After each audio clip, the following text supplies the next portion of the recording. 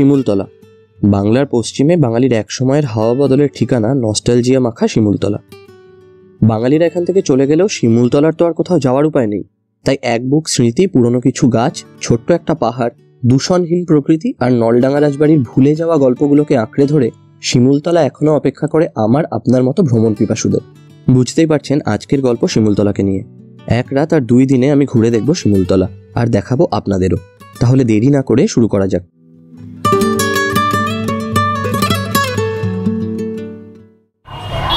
আমি শিমুলতলা ঘুরবো উইকেন্ডে।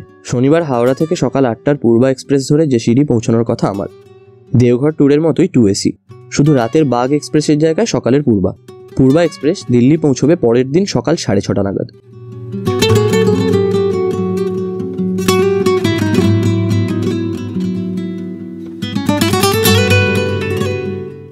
ট্রেন লেট চলছে দেখে বাইরের দৃশ্যে মন দিলাম।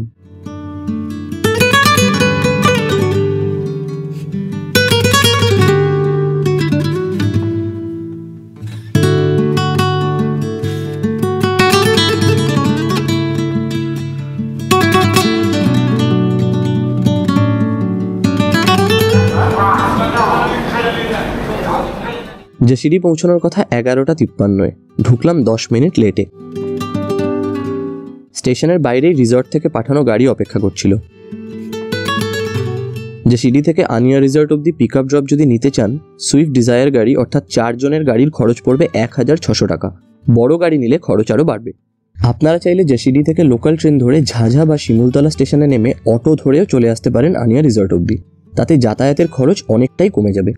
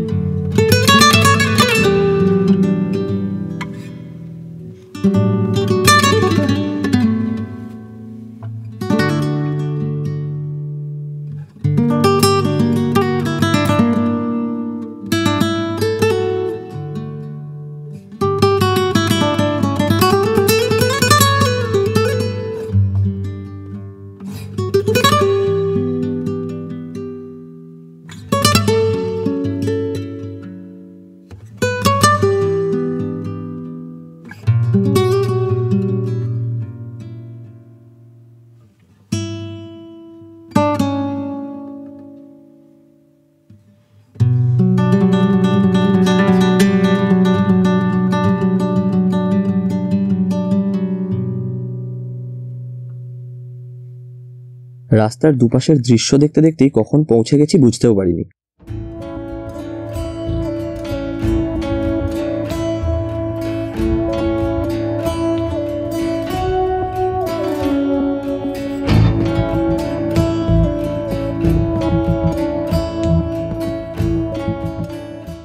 গেট দিয়ে ঢুকেই সামনে রিসেপশন, ডান দিকের এই বহুতল বিল্ডিংয়ে থাকার জায়গা।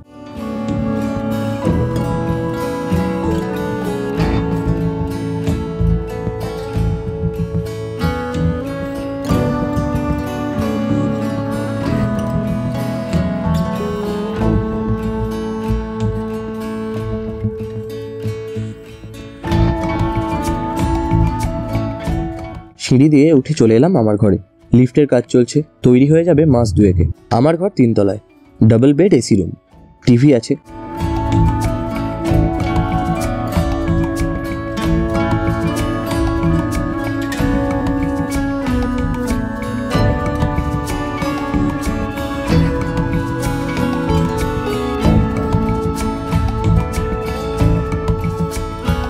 অ্যাটাচড ওয়াশরুম, আর তাতে আছে একটা বিশাল আকারের গিজার। এটা তো শীতকালেই আসার জায়গা, তখন কিন্তু কাজে লাগবে। রুমে 5টা প্লাগ পয়েন্ট আছে, তার মধ্যে এখানে 2টো আর খাটের পাশে 2টো। এই ঘরের দক্ষিণা প্রতিদিন 1904 টাকা। ভিডিওর শেষে আমি আনিয়া রিসর্টে থাকা এবং সব রকমের খাওয়ার খরচের মেনু সমেত একটা ডিটেল বিবরণ দিয়ে দেব।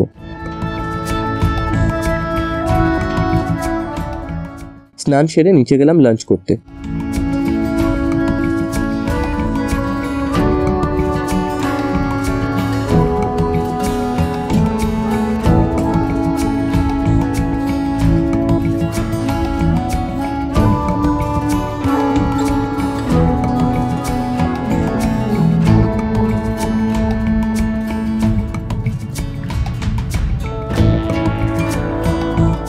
ট্রেনে খাই খাই ভালোই হয়েছে, তাই আপাতত ভেজ থালি, ভাত, তরকারি, মিক্স ভাজা আর আচার, এখানে ডাল। খেয়ে উঠে রিসর্টের ভেতরেই বাগানের দিকে একটু হাঁটতে বেরিয়েছিলাম। বিশাল বিশাল গাছ,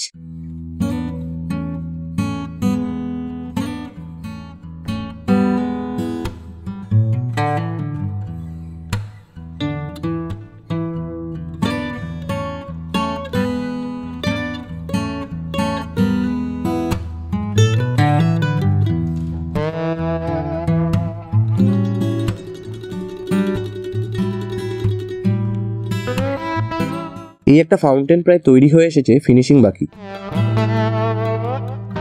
ওদিকে দুখানা পুল তৈরি হয়েছে।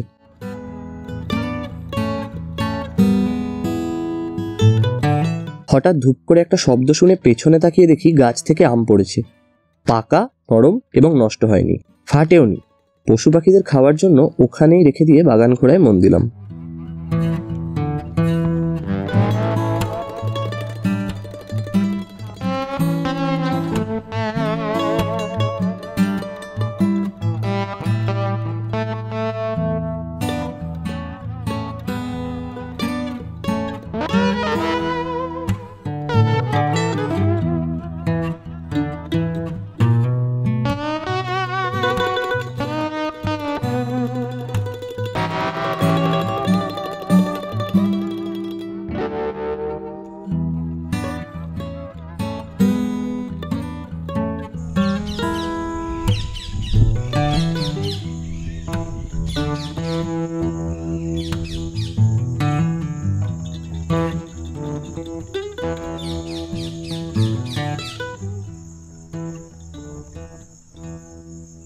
বাগান ঘুরে একটু রেস্ট নিয়ে বেরোনোর পথে বালুদার সাথে দেখা। আম পড়েছে আর আমি কুড়োইনি শুনে বললেন, এক্ষুনি চলো তুলে আনবে, পাখিতে 2 মাস ধরে অনেক খাচ্ছে, এবার তোমরাও খাও। অগত্যা চললুম আম কুড়োতে। কুড়িয়ে সেটি বালুদার কাছেই জমা রেখে রাতে আমটা খাবো এই কথা দিয়ে চললাম সাইট সিন করতে। অটো চলে এসেছিল। পেলে পেলে অনেক কটা পেয়েছো তো তুমি? আর লাগবে না না, এটা নিয়ে যাও, একদম ভালো করে কেটে আরে রাখো না, এটা রান্না, তোমাদের রান্না করে রাখো। আচ্ছা ঠিক আছে। আজ দেখবো কাছের জায়গাগুলো, কাল যাব ধারারা ফলস। আমার অটো চালক বললেন, খুব বৃষ্টি হয়েছে, গামছা নিয়ে নেবেন, স্নান করব। সে আগামীকাল দেখা যাবে। এখন আপাতত নলডাঙ্গা রাজবাড়ি, যেটা শিমুলতলা রাজবাড়ি নামেও বিখ্যাত, সেটা দেখা যাক।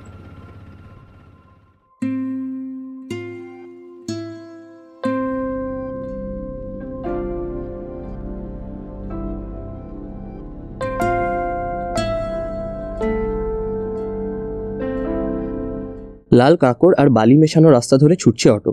দুপাশে শুধু সবুজ, কোথাও কোথাও ল্যান্টানা ফুলের গন্ধ ভারী হয়ে চেপে বসছে বুকে।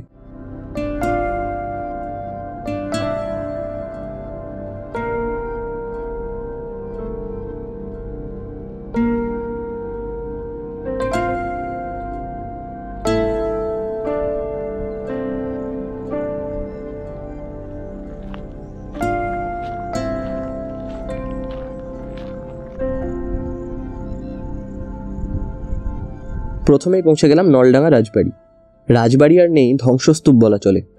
এই অংশটুকু কোনো রকমে টিকে আছে।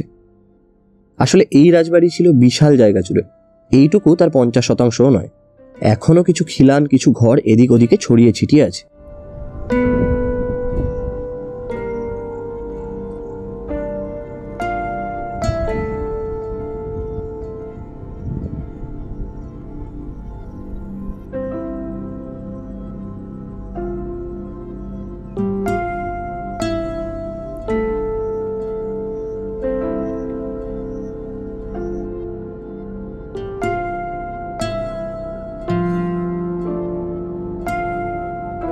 রাজবাড়ির পেছনে সূর্য ঢলে পড়ছে, অস্ত যেতে এখনো কিছু সময় বাকি।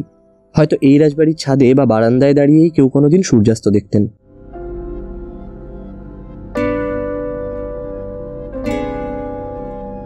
রাজবাড়ির সিঁড়িতে বসেছিলাম অনেকক্ষণ।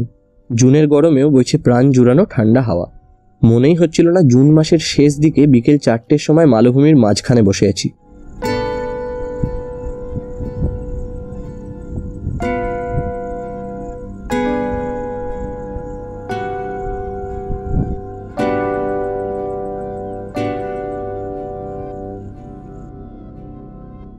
কিছু দূরে ওই দিকটায় দেখা যায় ঝিল। চললুম সেই দিকেই।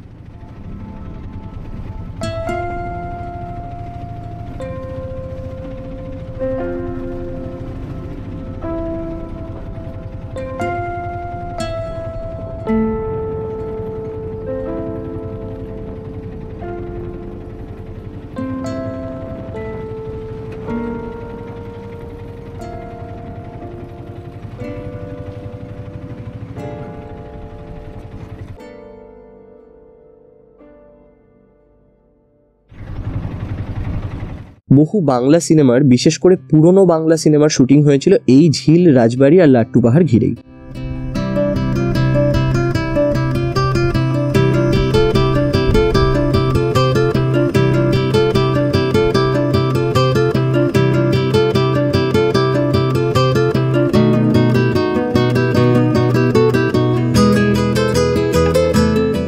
স্থানীয় কিছু বাচ্চা মাছ ধরে ছিপ কাঁধে নিয়ে চলেছে ঝিলের অপর পারে। এই পারেও কয়েকজন মাছ ধরছেন।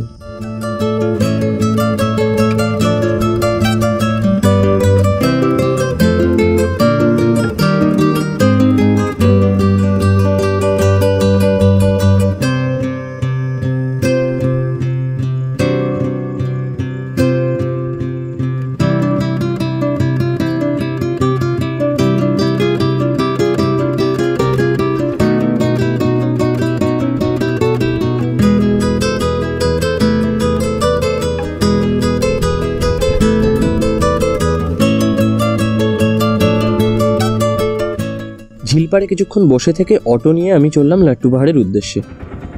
কাছ থেকে দেখলে একদমই খাড়া মনে হয় না, কিন্তু দূর থেকে দেখলে খাড়াইটা বোঝা যায়।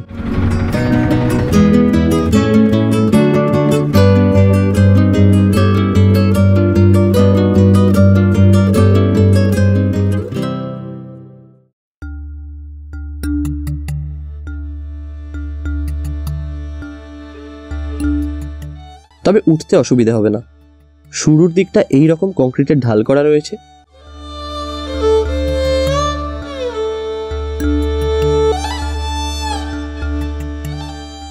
উঠতে উঠতেই চারিদিকের দৃশ্য দেখে মুগ্ধ হতে হয়।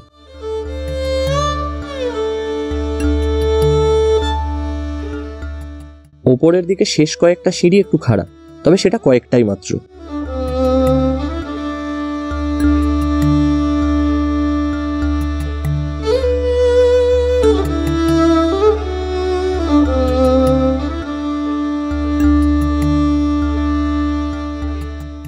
লাট্টু পাহাড়ের ওপর মন্দির। ওপর থেকে একদিকে দেখা যায় ঝিল, অন্যদিকে নলডাঙ্গা রাজবাড়ি। এখান থেকে গাছের আড়ালে ঢাকা পড়েছে সেটি। মন্দিরের পাশের জায়গাটা দিয়ে পেছনের দিকে চলে এলাম। এদিকের দৃশ্য মনোমুগ্ধকর।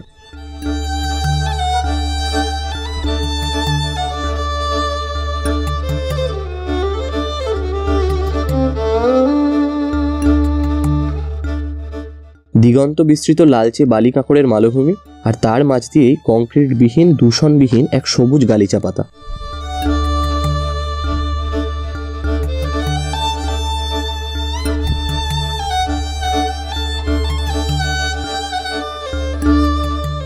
পশ্চিম আকাশে মেঘ, সূর্যাস্ত আজ আর দেখা হবে না।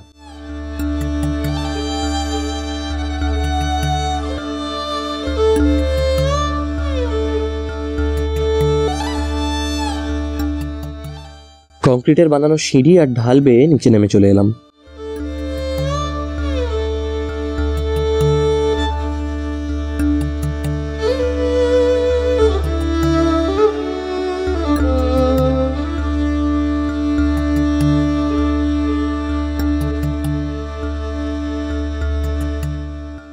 ল্যান্টানা ফুল, অনেক রকম রং আর খুব সুন্দর গন্ধ। গ্রাম বাংলায় জংলি ফুল, আর কলকাতার গাছের দোকানে হাউস প্লান্ট।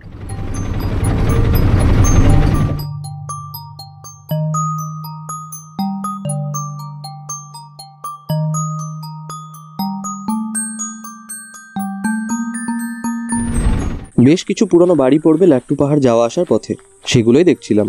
পশ্চিমে মেঘ আর মাথার ওপর বিশাল বিশাল গাছ থাকায় মনে হচ্ছিল তখনই সন্ধে নেমে আসছিল। বিশাল বিশাল গাছ, পুরনো বাড়ি আর জঙ্গল বেষ্টিত মালভূমিতে ঘনিয়ে আসা সন্ধ্যা, সব মিলে বেশ অদ্ভুত একটা অ্যাটমসফিয়ার।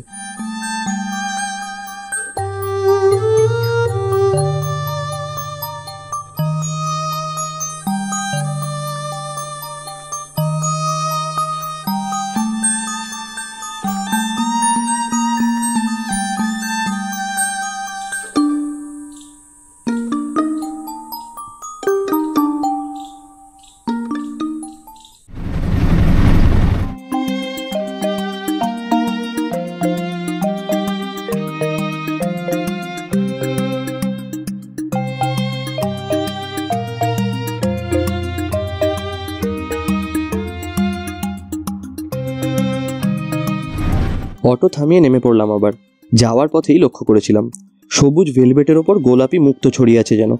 নাম জানি না, কিন্তু রাস্তার দুই দিক ভরে ছিল এর উজ্জ্বল গোলাপি রঙে।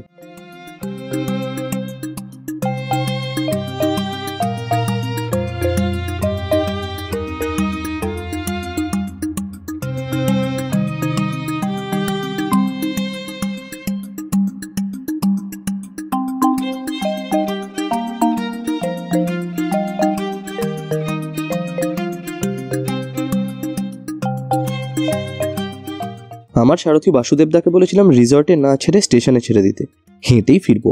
এই প্ল্যানের 3টে কারণ। প্রথমটা হলো চা খাওয়া। চা খেয়ে ছোট্ট স্টেশন ঘুরে দেখলাম। স্টেশন ঘুরে হেঁটেই চললাম দ্বিতীয় কারণটির দিকে, গুপ্তা সুইটসের মিষ্টি। স্টেশনের দিক থেকে এলে একই আকার এবং প্রকারের পরপর অনেক কটা মিষ্টির দোকান পড়বে। স্টেশনের দিক থেকে এলে শেষেরটা, আর রিসর্টের দিক থেকে গেলে প্রথম মিষ্টির দোকানটাই গুপ্তা সুইটস।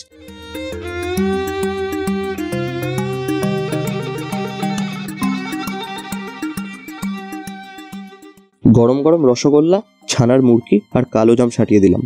এই ছানার মুরকি দেখতেও পনিরের মতো, খেতেও পনিরের মতো। মিষ্টি গরম পনির, সুন্দর।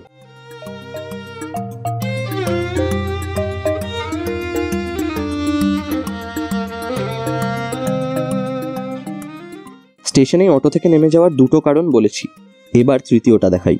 এই রাস্তা ধরে হেঁটে রিসর্টে ফেরাই ছিল তৃতীয় কারণ। শিমুলতলা এসে একটু হাঁটাহাঁটি না করলে চলে? দূরত্ব এমন কিছু নয়। আমার মতো ভিডিও করতে করতে হাঁটলে রিসর্টে পৌঁছাতে সময় লাগবে মিনিট 20-25, আর যদি পা চালিয়ে হাঁটেন তাহলে মিনিট 15।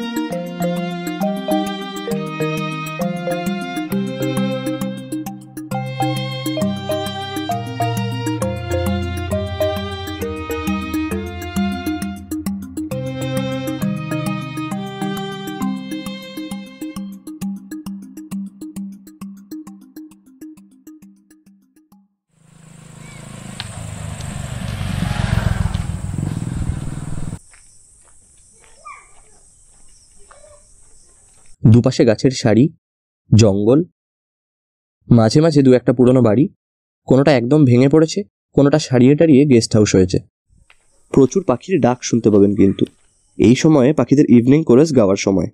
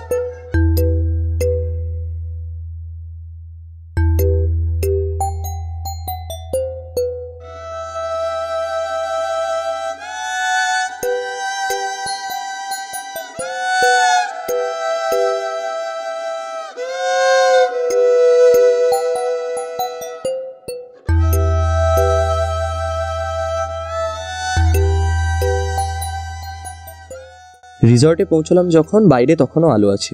সময় ঘড়িতে 6টা 27। আকাশে তখনও আলো আছে দেখে ক্যান্টিন থেকে একটা জলের বোতল নিয়ে চললুম 7 তলার ছাদে। লিফটের কাজ এখনো চলছে, অতএব সিঁড়ি ভাঙতে হলো। মাস 2-একে রেডি হয়ে যাবে লিফট, তখন সহজেই ছাদে চলে আসতে পারবেন। আশেপাশে আর কোনো বড় বিল্ডিং কেন, পুরনো বাড়িগুলো ছাড়া কিছুই নেই। অনেক দূর অবধি দেখা যায়।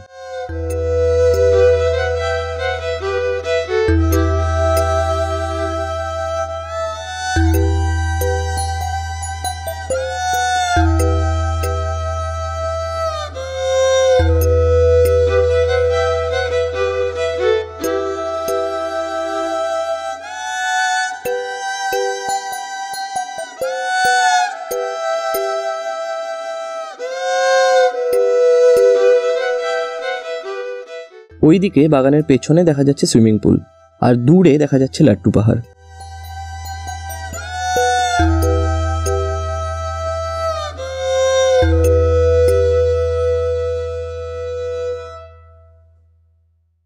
পাশে রেল লাইন দিয়ে মালগাড়ি যাচ্ছে।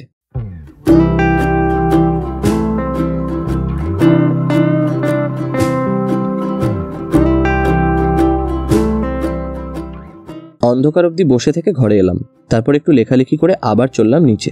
একটু চা দরকার, বাকিটা বাইরে বসেই লিখবো। বেশ ঠান্ডা হাওয়া চলছে বাইরে।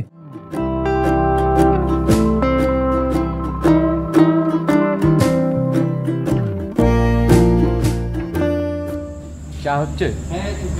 রাতে কি খাবো? রাতে কি খাবে? চিকেন থালি হবে? হ্যাঁ, চিকেন থালি? চিকেন, হ্যাঁ হবে। তাহলে চিকেন থালি আমার একটা। চিকেন মাটন কালকে লাঞ্চে দুপুরে। লোডশেডিংয়ে অদ্ভুত শান্ত আর রহস্যময় লাগছে রিসর্টটা। লোডশেডিং হলে কিন্তু ঘরে ফ্যান চলবে আর আলো জ্বলবে, তবে এসি চলবে না।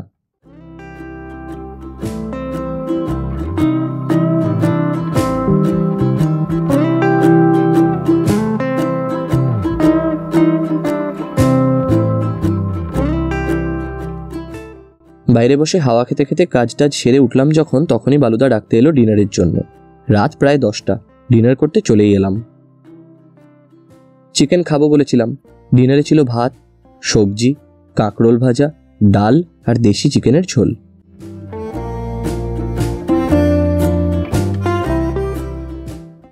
ডিনারের পর আধ ঘন্টা বাইরে অন্ধকারে হাঁটলাম। সঙ্গে ছিলেন ইনি। বাইরে আলো ছিল না, আর আলো এসে ক্যামেরা খুলতেই উনি দৌড়লেন খেতে। তবে খুবই বাধ্য, কথাও শোনে। আপাতত আমিও যাই। সকালে ট্রেন ধরার চক্করে ঘুম হয়নি, এখন সেটা দরকার।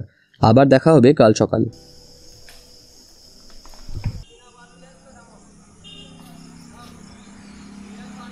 মেঘলা, তাই সূর্যোদয়ের চান্স নেই। ভেবেছিলাম ল্যাদ খেতে খেতে ঘুম থেকে উঠবো 9টায়। শিমুলতলা তো ল্যাদ খাওয়ারই জায়গা, কিন্তু ঘুম ভেঙে গেল 7:30 নাগাদ। চলে এলাম রিসর্টের ছাদে।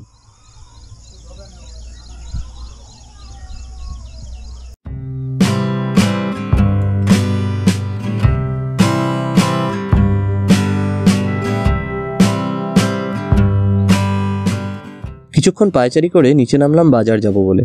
নামতে নামতেই শুরু হলো টিপটিপ করে বৃষ্টি।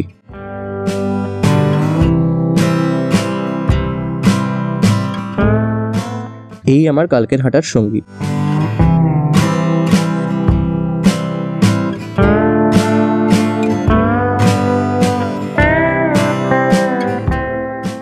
বৃষ্টি দেখে টোটো ডাকবো কিনা ভাবছি, এমন সময় রিসর্টেরই একজন বাইক নিয়ে কাজে যাচ্ছিলেন। বললেন উঠে পড়ুন, বাজারে ছেড়ে দেবো।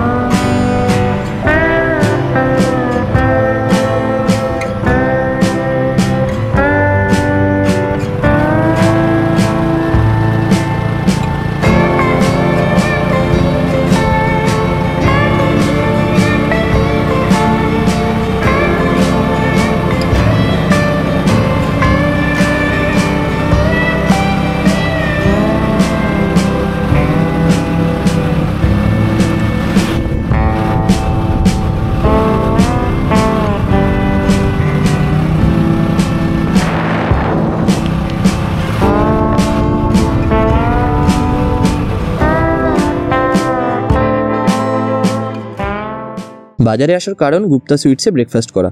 বাটিতে মুচমুচে পুরি আর তরকারি। তরকারিতে নুন একটু বেশি ছিল। পুরি খেয়ে স্টেশনের বাইরে চা খেয়ে নিলাম এক ভাঁড়। তারপর ছাতা নিয়ে না আসার জন্য নিজেকে গালমন্দ করতে করতে টোটো ধরে ফিরে চললাম হোটেলে।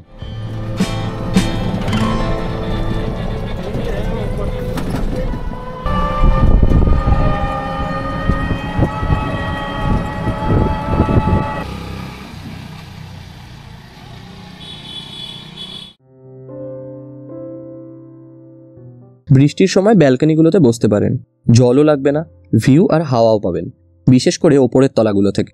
হোটেলে ফিরে আমিও বসলাম এখানেই, ভিউ দেখতে দেখতে একটু কাজ সেরে নিই। কিছুক্ষণ পরেই ফোন এলো সারথী বাসুদেবদার। নিচে নেমে এলাম আরেক কাপ চা খেয়ে বেরোবো বলে। উনি সকাল 7টাতেই আসতে রাজি ছিলেন, আমি বলেছিলাম একটু দেরিতে বেরোবো। বালুদা বৃষ্টির মধ্যেই আম কুড়িয়ে আনছে। আচ্ছা, একটা মজার কথা বলে রাখি, কাল রাতে এসি আমি 16তে দিয়ে ঘন্টাখানেক চালিয়েই বন্ধ করে দিয়েছিলাম। তাও রাতে গায়ে একটা পাতলা লেপ দিতে হয়েছিল। এদিকে জুন মাস, আমার আবার গরমও বেশি লাগে, বুঝুন কাণ্ড। হোটেল ম্যানেজার যদিও আগেই বলেছিলেন রাতে ঠান্ডা লাগবে, মিনি সিমলা কি আর এমনি বলে?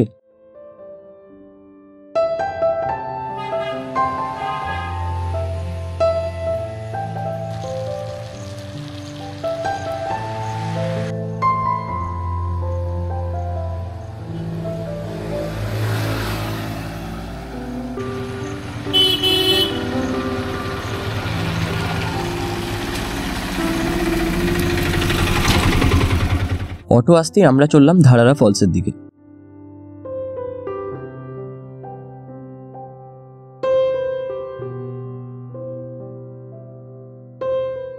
রিসর্ট থেকে বেরিয়ে ডান দিকে গেলে স্টেশন, লাট্টু পাহাড়ের রাস্তা, বাজার, এগুলো। ধারারা ফলস যাওয়ার রাস্তা উল্টো দিকে, রিসর্ট থেকে বেরিয়ে বাঁ দিকে।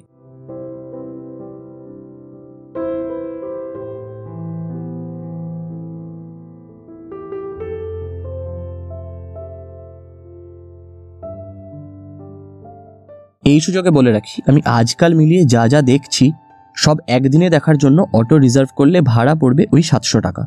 আমার মতো দুদিনে করলে আরও 100 টাকা বেশি চান অনেকেই। আসলে দুদিনে ঘুরলে রিসর্ট থেকে 2বার পিক আপ আর 2বার ড্রপ করতে হয়। যদিও আমি 700তেই রফা করেছিলাম, প্রথম দিনে 300 আর আজকের জন্য 400 টাকা।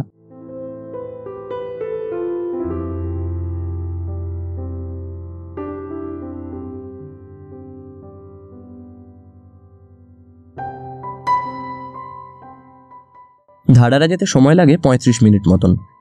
রাস্তার দুপাশে শুধু চোখ জুড়ানো সবুজ, মাঝে মাঝে 2-1টা ছোট ছোট গ্রাম, তারপর আবার সবুজ।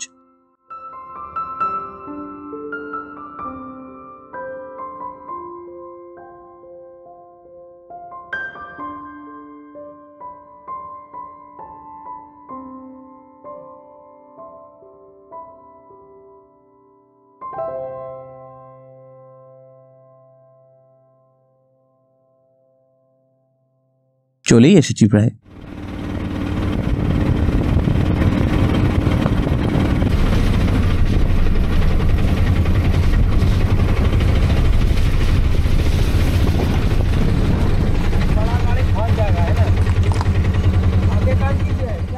কাদায় আটকে যাবে বলে অটো এগোলো না, আর আমি হেঁটেই চললাম।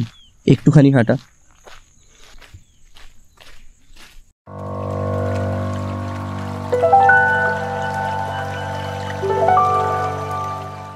ওই নিচে দেখা যায় ধারারা ফলস।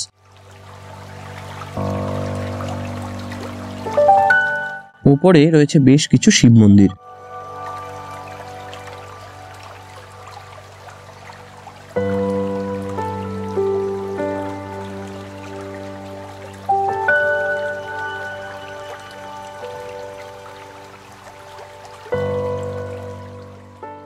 মন্দিরের পেছনটায় এলে নিচে দেখা যায় ধারারা ফলস।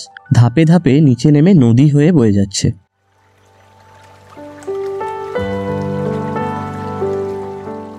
মন্দিরের পাশ দিয়ে নেমে গেছে নিচে যাওয়ার সিঁড়ি, চওড়া বড় বড় ধাপ এবং খাড়া নয় একদমই। সিঁড়ি ধরে নেমে চললাম ফলসের দিকে।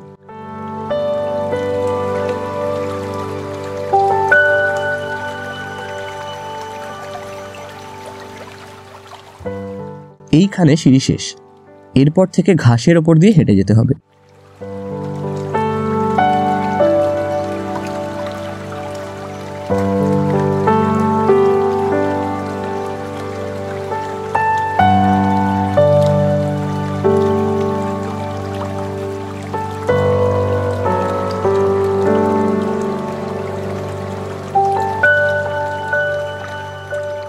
বৃষ্টি হওয়ায় নদীতে জল বেড়েছে, একদম পাড়ে চলে এলাম।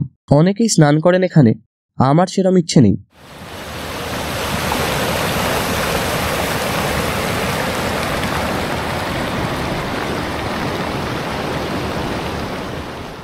পাথর ডিঙিয়ে একটু ভেতর দিকে ঢুকে গিয়েও বসতে পারেন।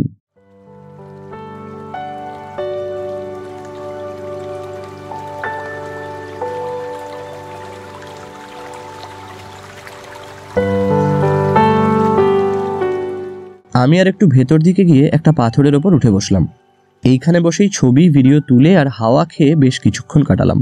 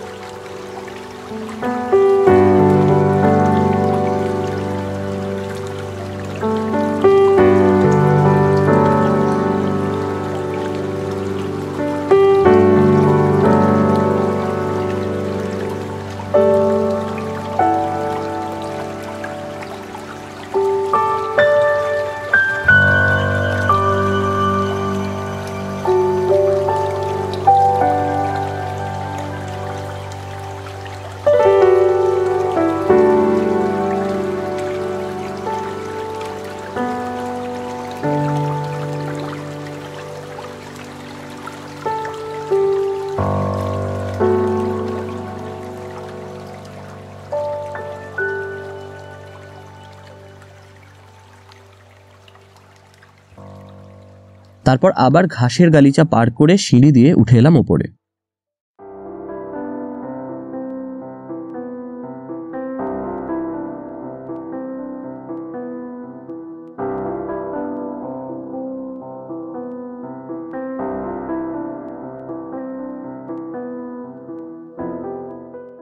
সিঁড়ি দিয়ে উঠতে উঠতেই ডান দিকে দেখা যায় ধারারা নদী। নদীর বুকে বালির চর জেগে উঠেছে মাঝে মাঝে। মন্দিরের পেছন থেকেও খুব সুন্দর দৃশ্য দেখা যাচ্ছে। একদিকে ধারারা ফলস আর অন্যদিকে তারই নদী হয়ে বয়ে চলা। এবার ফিরতে হবে। ফেরার পথ ধরলাম। ওই দূরে একটা বিশ্রাম নেওয়ার জায়গা আছে। এই যে খাওয়ার জলের কল, একটা মহিলাদের ওয়াশরুম আর বসার জায়গা। রোদ বৃষ্টিতে এখানে বসতেই পারেন। ধারারা দেখে আমরা ফিরে চললাম হোটেলের পথে। আপনারা কিন্তু দ্বিতীয় দিনে হোটেল চেক আউট করে সেখানে ব্যাগ রেখে অটো ধরে চলে আসতে পারেন ধারারা ফলস। তারপর ফেরার পথে ফলস ঘুরে হোটেল থেকে ব্যাগ নিয়ে সোজা স্টেশন। হাতে সময় থাকলে হোটেলেই লাঞ্চও করে নিতে পারেন, তার জন্য রুম ভাড়া লাগবে না। আর প্রথম দিন সকাল সকাল পৌঁছে গেলে একদিনেই ঘুরে নেবেন। দুটো প্ল্যানেই এক রাত হোটেল বুক করলেই হয়ে যাবে 1 রাত 2 দিনের ট্যুর। যদিও আমি থাকছি, কারণ আমার থাকার ইচ্ছেও আছে, তাই টিকিটও রাত 12টার ট্রেনে। সারাদিন থাকবো যখন, তখন স্নান করা, পরিষ্কার হওয়া, দুপুরের রেস্ট সবই চাই। তাই আমি রুম নিয়েছিলাম 2 দিনের জন্যই। দোকানে জিনিস কিনতে দাঁড়ালো বাসুদেবদা। এক বৃদ্ধ লিফট চাইলেন, উঠে পড়তে বললাম। পুরো অটো ফাঁকাই আছে যখন।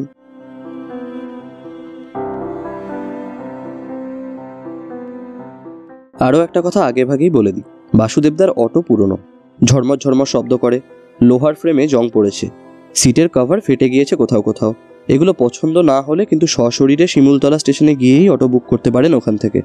প্রচুর অটো আর টোটো দুই দাঁড়িয়ে থাকে ওখানে, আর বেশিরভাগই ঝাঁ চকচকে নতুন। স্টেশন চত্বরে ট্যুরিস্ট এবং জনসংখ্যার থেকে অটো টোটোর সংখ্যা বেশি, তাই কিছু পাবেন না এটা হতেই পারে না।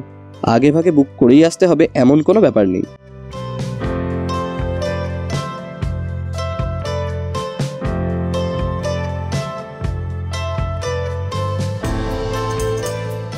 খেয়াল করলাম হোটেল ফিরতে ফিরতেই মেঘ কেটে গিয়ে নীল আকাশ বেরিয়ে এসেছে, আর তার সাথে রোদ। ফিরলাম যখন, তখন ঘড়িতে ওই সময় 12টা। স্নান সেরে ঠান্ডা হয়ে তারপর লাঞ্চে যাব।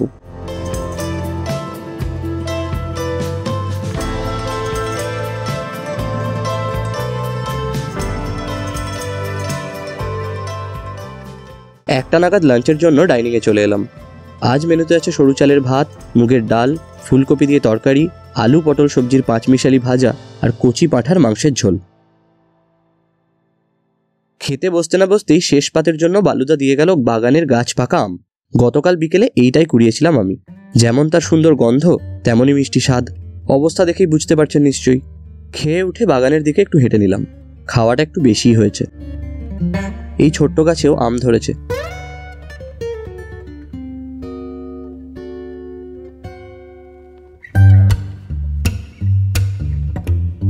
এই রিসর্টের 2-1টা ব্লগে ভূতের কথা শুনেছিলাম।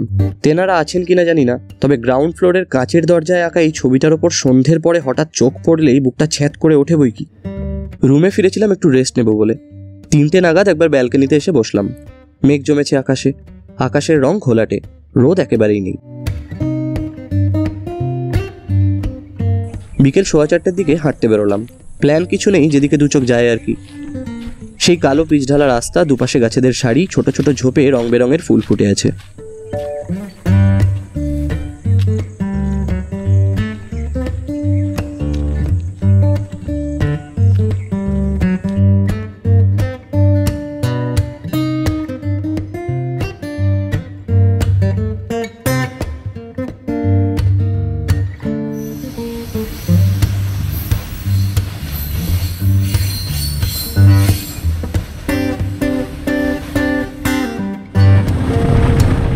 হাঁটতে হাঁটতেই হঠাৎ একটা অটো খালি পেয়ে উঠে পড়লাম।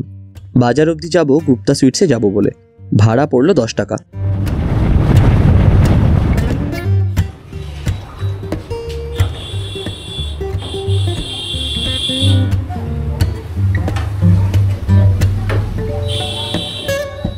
কোনো দিকে না তাকিয়ে সোজা গুপ্তা সুইটসে ঢুকে একটা কালো জাম, 2টো রসগোল্লা আর 2টো গরম ছানার মুরকি সাটিয়ে দিলাম।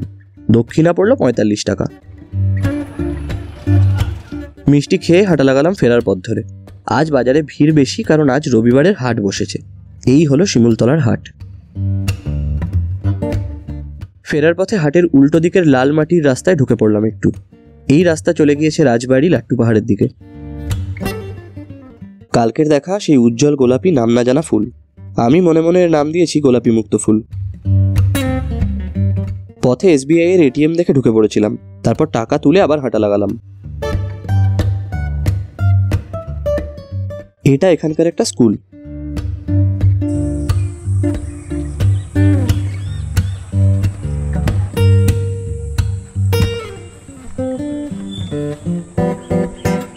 পথেই পড়লো তারামঠ। শিমুলতলায় এটাও কিন্তু একটা থাকার জায়গা।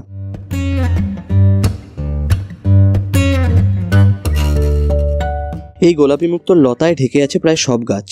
সবুজের বুক চিরে সোজা রাস্তা চলে গিয়েছে।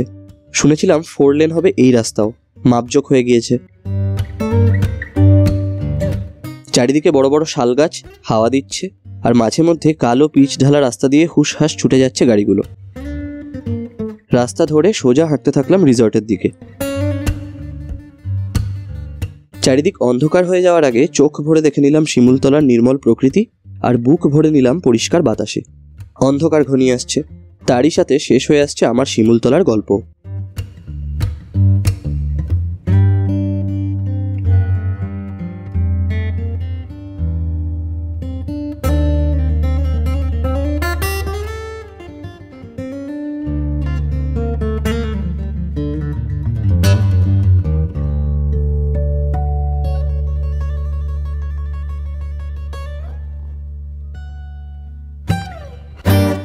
এরপর রিসর্টে ফিরে বাগানে বসে চা খেয়ে আর বালুদার সাথে আড্ডা দিয়ে বাকি সময়টা কাটিয়ে 9টা নাগাদ ডিনার সেরে ফেলেছিলাম। তারপর 10টার সময় গাড়ি নিয়ে বেরিয়ে পড়েছিলাম জেসিডি স্টেশনের উদ্দেশ্যে।